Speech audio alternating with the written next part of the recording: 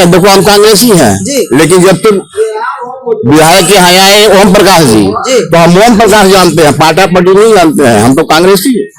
BSP भी तो यहाँ चुना नहीं, बीएसपी मसीह कुछ नहीं, कभी मैंने वोट नहीं किया। अगर कांग्रेस के बाद अगर वोट किया है तो ओम प्रकाश को किया, वो भी सपा जान के नहीं, व्यक्तिगत हमारा व्यवहार हम देते हैं। सही बताइए, तो कांग्रेस के यहाँ प्रियंका गांधी वाड्रा भी चुनाव लड़ रही, यहाँ से चुनाव लड़ेंगे। कांग्रेस तो यहाँ मर चुकी है भाई, कांग्रेस यहाँ मर चुकी है पूर्वांचल में। अच्छा, प्रियंका गांधी के बारे में, प्रियंका गांधी तो बहुत अच्छी नेता है, ऐसा नहीं है, उनके पूरे खानदान है, पूरे खानदान जो है पूरे भारतवर्ष को चलाया है। प्रियंका को क्या पूछना है, हम तो उनको पसंद करते हैं। उनके कैंडिडेट को वोट देना चाहिए ना, कैसे दे? जहाँ हमारा रोटी रोजी चल रहा है, कैसे हम प्रियंका को वोट कर दें बताइए? एक वोट देने से प्रियंका जीतेगी नहीं भाई। हमें हमारी टीम द वर्चुअल न्यूज पहुंच चुकी है गाजीपुर के जमनिया विधानसभा के भदौरा बाजार में, और ये वही गाजीपुर है जहां से केंद्रीय राज्य मंत्री मनोज सिन्हा नमोनीत हुए थे 2014 में, 19 तक रहे, 19 में यहाँ से उनकी हार हुई और 20 में जम्मू कश्मीर के उपराज्यपाल बनाए गए। और उन्हीं से लोगों से बात करेंगे जमनिया विधानसभा के चुनावी मिजाज क्या है, और उनसे बात करेंगे लोगों से कि हमारी विधानसभा, आपकी विधानसभा में क्या मुद्दे हैं जो सदन से लेकर जीरो और लॉ एंड ऑर्डर की स्थिति है। रोड की क्या स्थिति है? रोड की स्थिति आपके विधानसभा में कैसी है? रोड की अपने विधायिका से खुश है रोड को लेकर? हाँ, हर चीज़ से ठीक है, भाजपा के शासन में हर चीज़ ठीक है। रोजगार में लेकिन महंगाई थोड़ा बढ़ी है। महंगाई उस हिसाब से नहीं बढ़ी है जैसे होनी चाहिए। महंगाई क्या है? जिस हिसाब से विकास हुआ उस अनुसार से महंगाई भी है। अच्छा, उस अनुसार से ठीक है। हाँ, सब ठीक है। यानी भाजपा की सरकार से संतुष्ट है, मैंने हर तरफ से संतुष्ट है। एक आध दो काम बताइए जो आपको अच्छे लगते हैं। हर काम भाजपा का अच्छा है। एक आध जैसे पशु का है, वो थोड़ा स्थिति उसकी ठीक नहीं है। पशु की स्थिति में क्या मतलब? पशु, आवारा पशु जो घूमते हैं, अच्छा, इधर वही बस स्थिति है और सब ठीक है। भाजपा सरकार जो विपक्ष के नेता हैं वो सरकार आरोप लगाते हैं कि जो योगी आदित्यनाथ ने जो कानून लगाया कि जो गौ रक्षा की जाए, ठीक है, उसमें उन्होंने लोगों बोला कि नहीं, गौ रक्षा में जितने पर गाय की जो देखभाल के लिए दी जाती है पैसे, वो संभव नहीं है। तो इसके लिए क्या नहीं, सब ठीक है। भाजपा सरकार में कोई किसी को दिक्कत नहीं। अपने विधायिका से खुश हैं? हाँ, विधायिका से नहीं खुश है, सरकार से खुश है। तो क्या इस बार विधायिका चेंज किया जाए कि? ये तो पब्लिक के ऊपर है, जिसको चाहेगी चुनेगी। आप अपने बताइए कि मुद्दा, इस बार का चुनाव का मुद्दा मुख्यमंत्री के फेस के देख के दिए जाए कि विधायक? मुख्यमंत्री को फेस कर दे, ओनली मुख्यमंत्री। परिचय दे। सतीश सिंह सेवराय। हाँ, क्या करते हैं? प्राइवेट में पढ़ाते हैं। टीचर हैं? जी हाँ। तो शिक्षा का इस बार का चुनाव का मुद्दा होगा? शिक्षा तो इस प्रदेश से समाप्त हो चुकी है जी। इस बार यहाँ से शिक्षा ही समाप्त हो गई, वहाँ से सब कुछ समाप्त हो गया।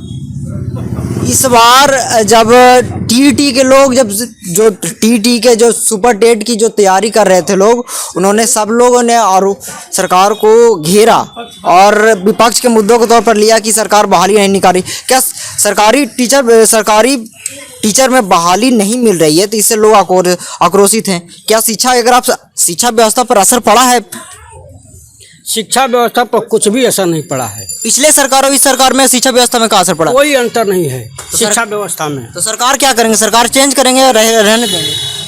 सरकार हम चेंज करने वाला नहीं है, सरकार जनता ही चेंज कर सकती है, लेकिन हम यहाँ से ओम प्रकाश को विजयी बनाएंगे। अच्छा, यानी अपने विधायक से खुश नहीं है? अपने विधायिका से हम खुश नहीं हैं। ये अखिलेश जी बेस्ट लगते हैं कि योगी जी? हमको योगी जी ठीक लगते हैं, लेकिन अपने विधायक से खुश नहीं है। विधायिका से बिल्कुल असंतुष्ट हैं। यानी अपने सीएम से खुश हैं लेकिन विधायिका से ना खुश हैं, इसलिए इस बार जिताएंगे ओम प्रकाश को। अच्छा, महंगाई वगैरह कितना मुद्दा है? महंगाई तो जो बाहर निकल गई वो अंदर जाने वाली नहीं है। महंगाई तो चरम सीमा पर है। जो लालच करेगा वह जाल में फंस जाएगा। केवल ये राशन बांट करके जनता को बेवकूफ़ बनाया जा रहा है।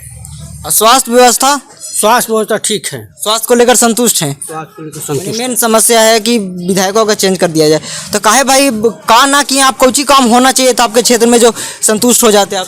कोई नहीं, गद्दी पर बैठने के बाद कहीं भ्रमण ही नहीं किए हैं, मैंने घूम नहीं रहे इसलिए असंतुष्ट है। हाँ, अगर घूमते अगर क्षेत्र में मिलते जुलते की काम करती तो सब लोग संतुष्ट रहते। उन तो आरोप लगाती है कि ना हम मैंने जब पिछले बार जब ओम प्रकाश सिंह थे 15 साल यहाँ सबसे ज्यादा विधायक रहे हैं तो बोलते हैं कि हमने तो आवे जाए के जगह नहीं था, वो जगह बना दिया, आवे जाए के बढ़िया रोड बन गया है। तो वो तो कोई भी चीज़ जीवन भर के लिए नहीं बन सकता है जी। हाँ, जब बनेगा तो जरूर बिगड़ेगा। कोई भी चीज़ जब बनेगा तो बिगड़ेगा। तो उनके समय में भी बना था तो फिर बिगड़ा, अब बिगड़ा तो फिर बना। आपके अनुसार आप एक टीचर हैं, ये बताइए कि शिक्षा व्यवस्था में क्या सुधार करना चाहिए जिससे शिक्षा व्यवस्था बेहतर हो जाए। अभी सरकार नया शिक्षा नीति भी लाई है। शिक्षा व्यवस्था में सबसे सुधार यह है कि पूरे देश का पाठ्यक्रम एक हो, तब शिक्षा में सुधार हो सकता है। पूरे राज्य का तो पाठ्यक्रम एक है ही, उसमें क्या चेंजेस? पूरा प्रदेश का पाठ्यक्रम कहाँ है? प्राइवेट और सरकारी का अलग अलग है। अच्छा, प्राइवेट और सरकार से जो है सब पाठ्यक्रम पढ़ने वाला सब निकाल दिया गया है। रहीम कबीर शुल्क तुर्ती सब पाठ्यक्रम से निकाल दिया गया है, तो कहाँ शिक्षा का आगे विस्तार होगा? यानी प्रारंभिक शिक्षा के माध्यम से जो पौराणिक शिक्षा थी उसको रखा जाए। हाँ। इसमें पहले काम शिक्षा में सुधार तभी होगा जब हमारे प्रदेश में संस्कार जागृत होगा, और संस्कार समाप्त हो गया है। उसके लिए तो जिम्मेवार टीचर के साथ साथ घर के परिवार भी तो हैं। हाँ, परिवार नागरिकता का प्रथम पाठशाला है। उसके लिए तो दोनों लोग जिम्मेवार हैं ना। हाँ, दोनों का सहयोग जरूरी है। लेकिन इस बार अपने विधायक से आप खुश नहीं हैं, लेकिन योगी आदित्यनाथ से खुश हैं, सरकार से। योगी आदित्यनाथ से संतुष्ट। और कुछ लोग तो रोजगार के लिए भी आंदोलन कर रहे थे। बात सही है, रोजगार बिल्कुल ठप है, बिल्कुल रोजगार ठप है। अच्छा, चलिए फिर ठीक है। अपना परिचय दें सर। संजय सिंह। हाँ, क्या करते हैं? हम यही बिजनेस करते हैं। बिजनेस। ये बात बताइए कि ठीक है, जब जल्द ही पीयूष गोयल आए थे, केंद्रीय मंत्री हैं खाद्य एवं के, उन्होंने आया जब बोला कि से जो यहाँ जितने भी बिजनेसमैन हैं उनके लिए राहत पैकेज दी गई है और उनके लिए और कॉरिडोर की व्यवस्था की जाए। ये वास्तविकता है कि योगी सरकार में जब बिजनेसमैन को फायदे हुए हैं? अब फायदा को कोरोना के चलते तो गड़बड़ है, ये है, लेकिन ठीक है। मैंने कहेंगे कि ठीक है। हाँ, ठीक है। कोरोना काल में जब सरकार का काम रहा उससे संतुष्ट हैं? हाँ, संतुष्ट हैं। गरीब को 2 बार राशन मिला जी, खूब मच करके खाए लोग। अच्छा। खा करके अब कहेंगे कि नहीं मिला अच्छा, तो गड़बड़ है। खाना और फिर नहीं मिला तो गड़बड़ है। यानी आपके क्षेत्र में विधायक की क्या स्थिति है? विधायक जो है सो ठीक है। खुश है अपने विधायक से? हाँ, खुश है, झगड़ा नहीं लगाती है, ठीक है। और सरकार चेंज करना है कि उसी को रखना है? सरकार वही रहेगी, चेंज नहीं करना है। नहीं। शिक्षा का मामला क्या है? शिक्षा के स्तर पर क्या जाना? अब शिक्षा के भैया बताए हैं कि पूरे देश में एक रहे, तो यहाँ तो CBSE बोर्ड है, प्राइमरी स्तर का अलग पाठ्यक्रम है, तो सरकार राज्य स्तर पर कर रही है, एक ही पाठ्यक्रम है, उसी को लेकर के चलेगी। अब केंद्रीय विद्यालय का अलग है पाठ्यक्रम है, तो अलग अलग सबका अलग अलग है। CBSE बोर्ड का अलग है, वो इंग्लिश मीडियम से है, तो सबका अलग अलग पैटर्न है। भैया का अब जो भी मत हो। ये बताइए कि ठीक है, आप कुछ लोग बोलते हैं प्राइवेट कॉलेज में फीस बहुत बढ़ गया है, कोरोना में तो ये फीस लिया जा रहा है, तो क्या किया जाए? इस पर कुछ कंट्रोल किया जा सकता है? सरकार इस पर पॉलिसी लाए, चाहते हैं कि पॉलिसी सरकार लाए इस पर? अब देखिए, वो स्कूल प्राइवेट स्कूल है, ठीक ना, उनका भी पेट है, उनका भी भरण पोषण चाहिए ना। स्कूल खोले हैं उतना लगा करके, तो उनको भी तो फीस चाहिए ना। ऑनलाइन पढ़ाई हो रहा है, तो उनको चाहिए नहीं? एक से मतलब प्राइवेट सरकार से महंगाई से कोई चिंता न है, और शिक्षा सरकार अपने तरफ से बहुत कुछ की है। अच्छा। कोरोना काल में नहीं तो मर जाते लोग। विपक्ष तो आरोप लगा रहा है कि लोग जब गंगा में नदी में बहाए जा रहे हैं, और चित्र भी आता है बहाए अभी तो कम था। अच्छा, जहाँ मेडिकल में विदेश में, अच्छा, ये इटली में मेडिकल लाइन में सबसे विश्व का प्रथम है। अच्छा, वहाँ जो है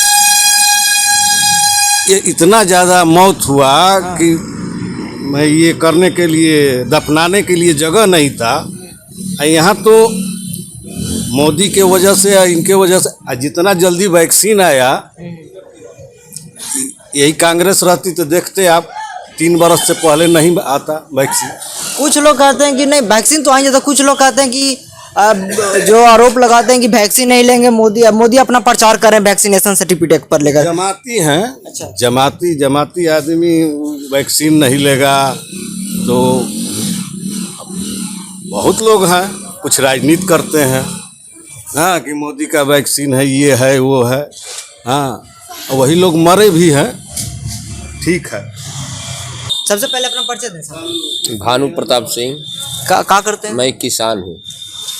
यहाँ किसानों की समस्याएं, हमने कई गांव में घूमा सर, किसानों की समस्याएं अनेक देखी गई। यहाँ कुछ लोग बोलते हैं कि जब जो धान खरीदारी होती है उसमें समस्या देखने को मिलती है, लेकिन कोई संतुष्टि तौर पर नहीं बता पा रहा ना कि क्या वजह है, लूप होल कहाँ दिख रहा है और कहाँ से इस समस्या को दूर है। अब एक किसान रहते भर में इससे बेहतर कोई नहीं बता सकते कहाँ समस्या है और इसका समाधान क्या है, बताएं। बता रहे हैं, ऐसा है कि सरकार जो व्यवस्था करती है उसी व्यवस्था में लोग अपना गलत व्यवस्था निकाल लेते हैं जी। क्रय केंद्र खुला है, डायरेक्ट किसान ले जाता, वहाँ पर अपना धान मतलब बिक्री करता, लेकिन अब क्रय केंद्र वाले क्या कर रहे हैं कि 10 ठो 20 ठो अपना 50 ठो एजेंट रख रहे हैं और किसान सीधा क्रय केंद्र पर जा रहा है तो वो कह रहा है कि अभी टाइम नहीं है, अभी आपका क्रय नहीं करेंगे। इतना परेशान कर रहा है कि उससे मजबूर होकर के किसान उसी बिचौलिया को 1600-1700 रुपया में धान दे रहा है, जो बिचौलिया है, और वो धान ले करके और किसान से कह रहा है कि आप अपना रजिस्ट्रेशन भी दे दीजिए, अपना खतौनी भी दे दीजिए और मैं ले जा करके आपका कागजी कार्रवाई पूरा कर दूंगा। तो किसान को जो सरकार का रेट है MSP, वो रेट मिल रहा है, लेकिन बीच में किसान के पास 1600 जा रहा है और 300 रुपया जो है वो एजेंट बीच में ले रहा है।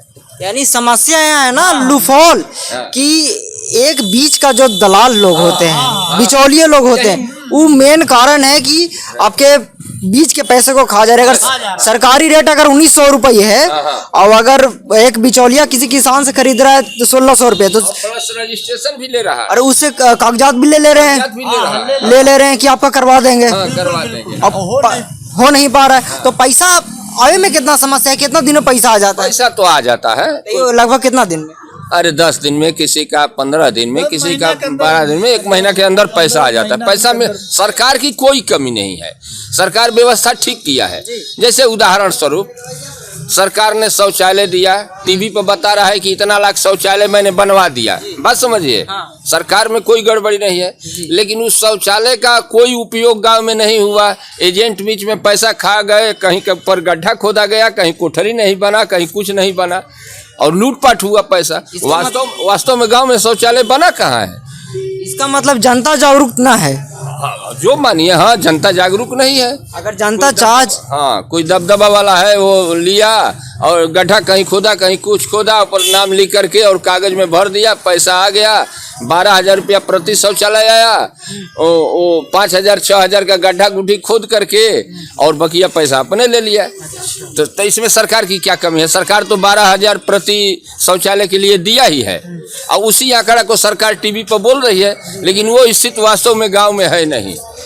तो इसमें गलती सरकार की भी है ना कि सरकार निरीक्षण नीचे स्तर पर करे, गांव-गांव जाकर देखे भी तो। हाँ, सरकार निरीक्षण करेगी, लेकिन गांव का जो दबंग है, बोलबाला वाला है, वो पैसा खा जाता है, उसके विरुद्ध कोई कमजोर तबका खड़ा नहीं होता है। ये पब्लिक की कमी है, सरकार की कमी नहीं, उस गांव की जनता की कमी है।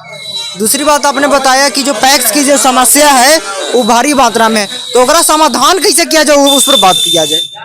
समाधान का मतलब कि बिना किसी के एप्लीकेशन का सरकार का कोई उच्च स्तरीय अधिकारी, और उसके पास तो बायोडाटा है जैसे ब्लॉक स्तर पर कि कितने लोगों का बना, वो स्वयं जा करके अधिकारी और गांव में चेक करे उस नाम से कि आपका कहाँ बना है, आप दिखाइए, आपका कहाँ बना है, आपका दिखाइए। लेकिन उस दबंग के खिलाफ कोई एप्लीकेशन नहीं देगा, खुद अधिकारी आकर जांच करे, पकड़ में आ जाएगा। ठीक है सर। दूसरी समस्या कि इस बार जब यूपी में जब धान की अच्छी बारिश हुई थी, धान खरीदारी तो हुआ, उसके बाद दूसरा समस्या है सामने की खाद के लेकर समस्या बहुत बड़ा है कि क्राइसिस हुआ, यूरिया डीएपी का महंगाई रेट बढ़ा बहुत ज़्यादा, क्योंकि सरकारी रेट 250 या 265 रुपये है, सरकार को लोग को मिल रहे हैं 400-500, तो उसमें क्या दिक्कत हुआ जो सरकार नहीं? ऐसा है ना कि हर किसान का चाहे जुताई हो चाहे खाद का काम हो, एक ही साथ सबकी आवश्यकता पड़ती है। और उस आवश्यकता के टाइम में कभी कारखाने से रेक नहीं आ पाता है, रेल का जो व्यवस्था, खाद तो रेक से आती है, और रेक नहीं आ पाता है, टाइम से रेक से उतर करके खाद मार्केट में नहीं आ पाता है, और न आने की वजह से कभी कभी ज़्यादा मांग ज़्यादा हो जाती है और पूर्ति कम हो जाती है, उसमें क्राइसिस का समय आ जाता है। ये क्राइसिस आज नहीं, ये हम तो बहुत दिन से देख रहे हैं, हमेशा कभी न कभी 10-5 दिन के लिए क्राइसिस होता ही है। ज़्यादा दिन के लिए क्राइसिस नहीं रहा था, मैंने ज़्यादा दिन के लिए क्राइसिस नहीं रहा था। 10-15 दिन के लिए जो है गेहूं के बुआई में डीएपी ओपी के टाइम में क्राइसिस हुआ था। अब इस समय कोई क्राइसिस नहीं, इस समय मिल जाएगा। और दूसरी समस्या है ना कि अब होता है कि एक मुख्यमंत्री जब बुआई होता है या कटाई के पहले बोल दिया जाता है कि आपको कितना ज़रूरत है उतना खाद उपलब्ध हो जाता है, फिर भी कहाँ समस्या दिख रहा है। मुख्यमंत्री पहले बोल दें कि हमको 5000 बोरा चाहिए तो उपलब्ध हो जाए, वो केंद्र उनको प्रोवाइड करवाता है, फिर भी लूप होल कहाँ दिख रहा है कि समस्या है कि खाद नहीं मिल रहे हैं। नहीं, पहले तो समस्या ये थी, बात समझिए, जब से डिजिटल व्यवस्था हो गया तो ये तो बहुत पारदर्शी व्यवस्था हो गया। पहले ये नहीं था, इस सरकार से पहले नहीं था, तो जो सब डीलर थे वो रेक से खाद उठाते थे और पूरा मतलब टोटल ट्रक ही कहीं ना कहीं सप्लाई कर देते थे जहां मांग होती थी। लेकिन अब तो व्यवस्था डिजिटल हो गया, कोई भी जो है किसान जा करके आधार कार्ड दे रहा है, अपना अंगूठा लगाने के बाद उसको खाद मिल रहा है, तो पारदर्शिता के लिए ये काम तो हुआ है। लेकिन फिर भी अब रेक आने में या न मालूम कहाँ किस प्रॉब्लम से क्राइसिस हो जा रहा है, अब इसके विषय में मैं नहीं बताऊंगा। लेकिन दूसरी बात कि आप एक जागरूक नागरिक होने के नाते अपने क्षेत्र के विधायक से क्या कहेंगे, और दूसरी बात कि आपके अगले 5 साल में जो भी सत्ता में आए, जो सरकार में, अगले 5 साल का क्या कार्य हो जमनिया विधानसभा में जिससे जनता का उद्धार हो? हम तो ये चाहेंगे कि 70 वर्ष में जब से देश स्वतंत्र हुआ है, प्रदेश को ऐसा मुख्यमंत्री नहीं मिला था, और मुख्यमंत्री को देखते हुए प्रदेश की मतलब सभी जनता पुनः इस मुख्यमंत्री को स्थापित करें वोट दे करके। विधायक में थोड़ी बहुत त्रुटि हो, गलती हो, तो थोड़ी बहुत त्रुटि के लिए मूल चीज़ को बर्बाद नहीं किया जा सकता। योगी जी नहीं रहेंगे तो पूरा प्रदेश फिर बर्बाद हो जाएगा। एक विधायक रहे न रहे उससे कोई फर्क नहीं पड़ता, लेकिन योगी जी को रहना जरूरी है। लेकिन काम तो आपके क्या विधायक न करेंगे? हैं? तो विधायक करेंगी, लेकिन वो अगर हम तो कह रहे हैं कि थोड़ी बहुत गलती अगर की है, 100% तो गलती नहीं कोई करेगा, लेकिन थोड़ी बहुत गलती है तो उस गलती को भूल करके और योगी जी को देख करके हमको सभी विधायक को जिताना चाहिए कि योगी जी पुनः पूरे ताकत के साथ जो है मुख्यमंत्री कुर्सी पर बैठे। और थोड़ी बहुत गलती तो सबसे होती है।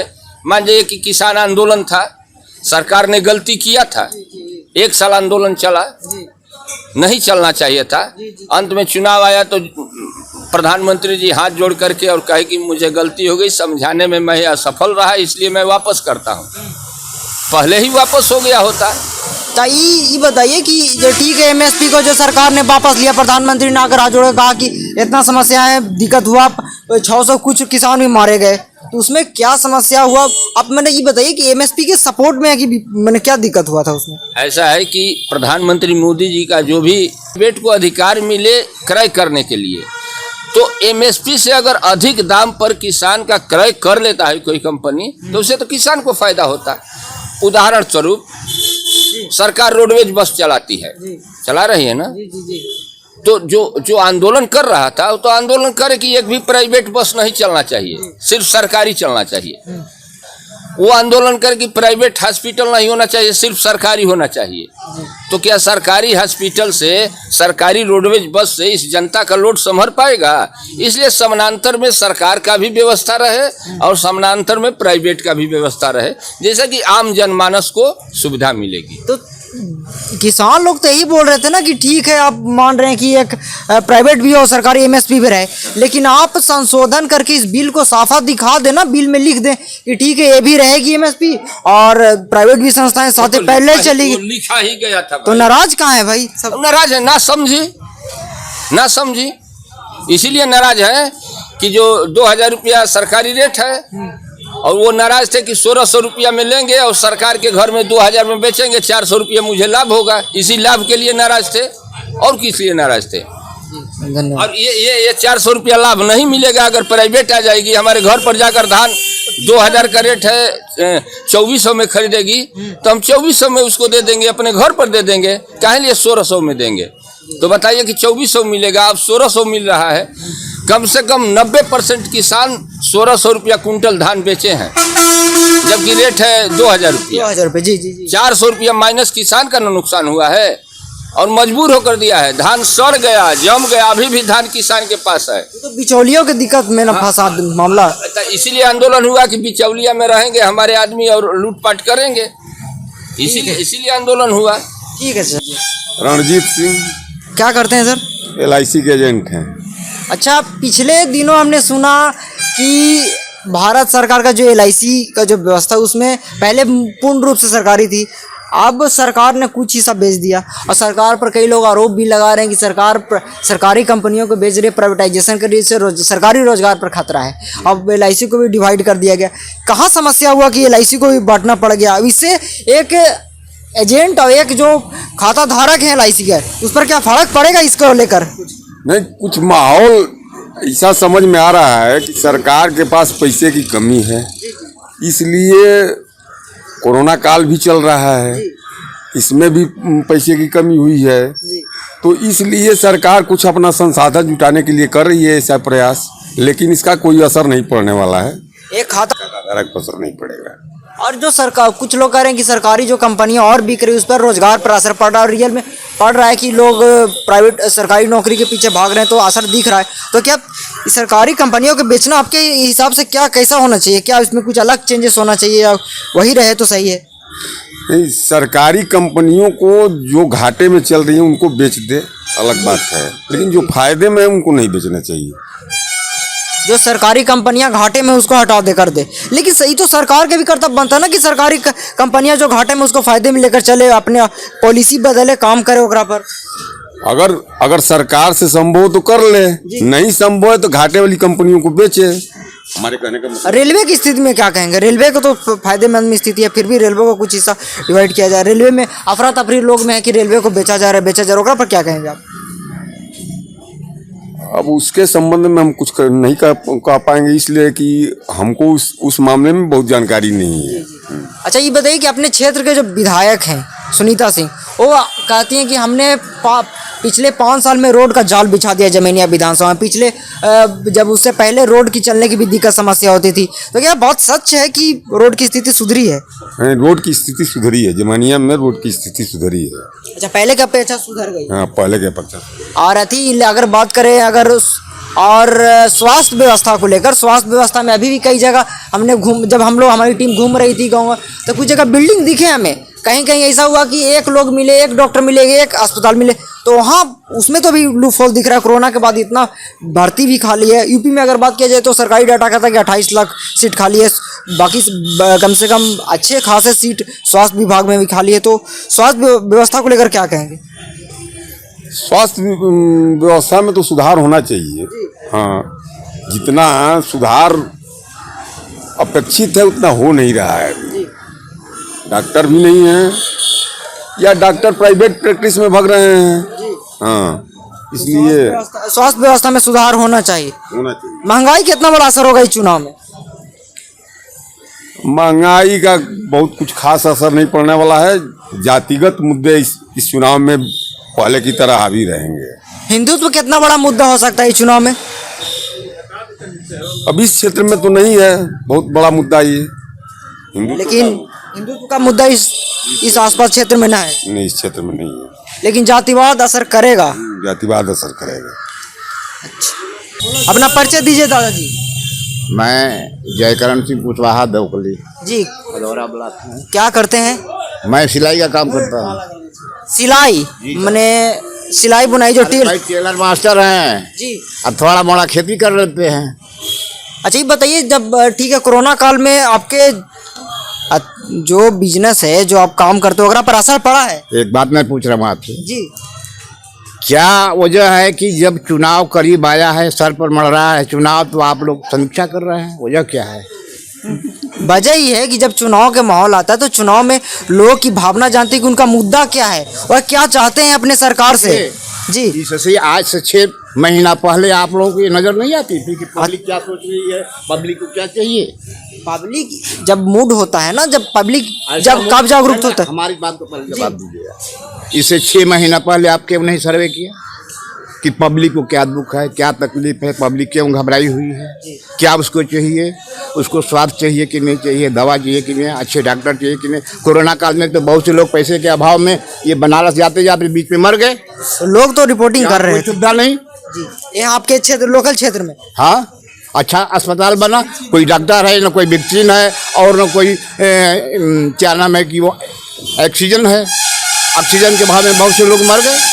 जी होना चाहिए, या स्वास्थ्य व्यवस्था सुधार होना चाहिए, सुधार होना चाहिए। इसीलिए तो हम लोग घूम रहे हैं ना कि आपके विचार जाने समझे। आपने क्यों नहीं घूमा? सिर्फ चुनाव काल में क्यों घूम रहे हैं? क्योंकि क्या चुनाव वजह है? बताइए। चुनाव काल में घूमने का वजह है कि आपकी मुद्दा चुनाव काल में ज्यादा असरदार होता है। नहीं, हर नहीं, नेता मुद्दा नहीं था। हर नेता चुनाव काल में ज्यादा एक्टिव होता है। हमारी बात को आप जवाब दीजिए पहले। इससे 6 महीना साल भर पीछे जाए आप तो कोई मुद्दा नहीं था। जी मुद्दा था सर। बात ऐसी है ना कि जब चुनाव आता है तो नेता लोग जानते हैं, तो उसी दिन समझना चाहते हैं ना कि हमारा क्षेत्र में क्या दुख दर्द है। अब आप लोग मुद्दे को समझें और उसी अनुसार वोट देना। हाँ सुनिए, आपको भी किसी ने भेजा है तभी ना आप सर्वे कर रहे हैं कि लोगों का जी नहीं, किसी के भेजे से नहीं, खुद अपनी इच्छा से आए हैं हम। ये बताइए जो कुछ भी चल रहा है, जी जो कुछ भी चल रहा है, चाहे गलत चल रहा है या सही चल रहा है, उसको हम मान रहे हैं कि बहुत अच्छा चल रहा है। जी जी जी ये बताइए कि महंगाई कितना बड़ा मुद्दा है दादा? हाँ? महंगाई तो हमारे समझ से कोई भी सरकार आएगी तो महंगाई दूर नहीं करेगी, महंगाई बढ़ते रह जाएगा। बढ़ता रहेगा। कारण क्या है? कारण ये है कि पॉपुलेशन बहुत ज्यादा है। पॉपुलेशन बढ़ेगा तो महंगाई भी बढ़ेगा। जी सर। का जब लोग अधिक हो जाएंगे और खाद्यान्न हमारा उपार्जन कम होगा, अच्छा जमीन दिनों दिन घट रही जी। है और पॉपुलेशन जो है दिनों दिन बढ़ रही है, तो कहाँ से जमीन आएगी और कहाँ से खाद्यान्न आएगा? उसके लिए क्या करे आदमी? उसके लिए सरकार उसकी व्यवस्था करे। क्या करे सरकार? आप बताइए ना क्या करे सरकार? सरकार तो मान लीजिए कि किसान मांग रहा है कि हमको इस भाव का गेहूं लो, इस भाव का ये गन्ना लो, इस भाव का हमारा ये धान लो, ताकि अधिक से अधिक हमको फायदा मिले। जी सब लोग तो फायदे के हिसाब से न चल रहे हैं, लेकिन हमारे कहने का मतलब कि जब भी चुनाव आता है तो नेताओं की कान खड़ी हो जाती है, आप लोगों की भी कान खड़ी हो जाती है। इसके पहले कोई मुद्दा नहीं था कि हम मर रहे हैं कि जी रहे हैं। हमको स्वास्थ्य बढ़िया मिल रहा है कि नहीं मिल रहा है, हमको रोड बढ़िया मिल रहा है कि नहीं मिल रहा है।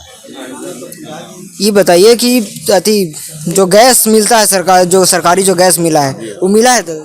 जी हाँ, हमको तो नहीं मिला है, लेकिन जिनके पास गोल्डन कार्ड है उनको बहुत से लोगों को मोदी जी ने दिया। Ration card? राशन में मिलता है हमको, राशन फ्री मिलता है। जी हाँ, फ्री मिलता है, लेकिन ये भी मार्च के बाद बंद हो जाएगा। जी काहे बंद होगा? कि चुनाव खत्म हो जाएगा, सरकार बदल जाएगी या कोई दूसरी सरकार आएगी, उसको बंद कर देगा।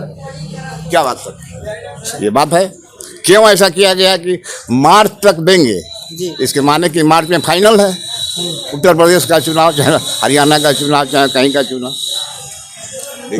किसान इतनी बेवकूफ नहीं है। जी पब्लिक अगर जिस दिन जागरूक हो जाए तो सब मामला से सेटल हो जाए सर। मजबूरी है ना। क्या मजबूरी क्या है? मजबूरी ये है हाँ। कि मान लो कि हमें सीधे मुख्यमंत्री से बात नहीं करनी है जी। हमारा जो विधायक जिनको चुन के भेजेंगे उनके पास जाएंगे जी। तो हमारे लिए तो यहाँ ओम प्रकाश जी हैं, जी सपा के कैंडिडेट हैं। जी। हमेशा से हम लोगों ने उनको वोट किया है। जी। हम तो चाहेंगे कि ये यहाँ से ये जीत के जाएं और हमारी आवाज़ वहाँ उठाएं। हमको तो ये चाहिए ना भाई। मुख्यमंत्री कौन पसंद है दादा जी? मुख्यमंत्री तो जो होता है सब पसंद है। किसको करेंगे? अखिलेश यादव के? सुनिए, हम 57 से लेके आज तक वोट देते चले, हमारी उम्र 83 हो गई। जी जी सर। हमारे सामने बहुत से मुख्यमंत्री आए और गए। हाँ, योगी जी भी बहुत अच्छे हैं।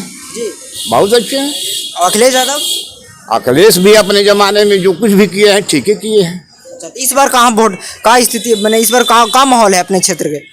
अब यहाँ अपने विधायक से खुश हैं? बिल्कुल खुश है। अच्छा। हम ओम प्रकाश के आदमी है भाई। ओम प्रकाश हम पार्टी उटी नहीं है, देखो हम कांग्रेसी हैं जी। लेकिन जब तुम विधायक के यहाँ आए ओम प्रकाश जी तो हम ओम प्रकाश जानते हैं, पार्टी नहीं जानते हैं, हम तो कांग्रेसी है। बीएसपी भी तो यहाँ चुनाव नहीं, बीएसपी मसीह कुछ नहीं, कभी मैंने वोट नहीं किया। अगर कांग्रेस के बाद अगर वोट किए हैं तो ओम प्रकाश को किए हैं, वो भी सपा जान के नहीं, जी व्यक्तिगत हमारा व्यवहार हमको देते हैं। सही बताइए। तो कांग्रेस के यहाँ प्रियंका गांधी वाड्रा भी चुनाव लड़ रही है, यहाँ से चुनाव लड़ेंगे। कांग्रेस तो यहाँ मर चुकी है भाई, कांग्रेस यहाँ मर चुकी है पूर्वांचल में। अच्छा, प्रियंका गांधी तो बहुत अच्छी नेता है, ऐसा नहीं है, उनके पूरे खानदान है, पूरे खानदान जो है पूरे भारतवर्ष को चलाया है। प्रियंका को क्या पूछना है, हम तो उनको पसंद करते हैं। उनका कैंडिडेट को वोट देना चाहिए ना। कैसे दे, जहाँ हमारा रोटी रोजी चल रहा है, कैसे हम प्रियंका को वोट कर दें बताइए? एक वोट देने से प्रियंका जीतेगी नहीं भाई। हमेशा से ओम प्रकाश को मैंने दिया है, सपा वोट करेंगे। संतोष सिंह क्या करते हैं सर? टीचर हैं सर। टीचर है सरकारी स्कूल के। हाँ, ये बताइए कि सरकारी स्कूल अभी 2 साल से बंद है। सरकारी स्कूल से पिछले कोरोना से 2 साल से बंद है। सरकार बोल रही है कि दूरदर्शन पर ऑनलाइन शिक्षा, ऑनलाइन कुछ पढ़ाई जा रही है और आप लोग को भी कई समस्या देखने को मिल रही है कि बच्चे पढ़ नहीं रहे। पिछले बार रघुराम राजन ने अभी बयान दिया है कि अगर एक स्टूडेंट 1 साल पीछे अगर स्कूल नहीं जाता है तो उसका बुद्धि 3 साल के पीछे की इक्वल हो जाता है। तो एकरा लेकर एक शिक्षक के नाते क्या योजना आपके मन में उठता है कि एक स्टूडेंट का समग्र विकास हो सके, इसके लिए क्या सरकार प्लान बनाए? सरकार ने जो प्लानिंग चलाई है ऑनलाइन व्यवस्था पढ़ाने की, वो सभी विद्यालयों में चल रहा है। अब सरकार का मंशा है कि मतलब विद्यालय बंद रहेगी तो उसमें तो हम टीचर कोई कुछ कर नहीं सकता है।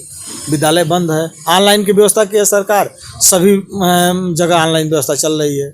सारे बच्चों को जोड़ा गया है गार्जियनों के माध्यम से, उनके व्हाट्सएप पे उनके भेजा जाता है, बच्चे पढ़ते हैं। जिनके पास सोशल मीडिया की अगर ऑनलाइन क्लास करनी है तो उनके पास तो मोबाइल होनी चाहिए। जिनके पास मोबाइल व्यवस्था नहीं है, सोशल मीडिया का व्यवस्था नहीं, उनके लिए क्या व्यवस्था है? जिनके पास मोबाइल नहीं है उनके पास मोहल्ला क्लास चल रहा है आजकल। 10 बच्चे को 5 बच्चे को गांव में बैठा के पढ़ा सकते हैं, उस तरह से व्यवस्था चलिए। सरकार की पॉलिसी है, सरकार ऐसा नियम लगाई है। इस बार पिछले बार नई शिक्षा नीति आई, सरकार ने शिक्षा नीति को चेंज किया।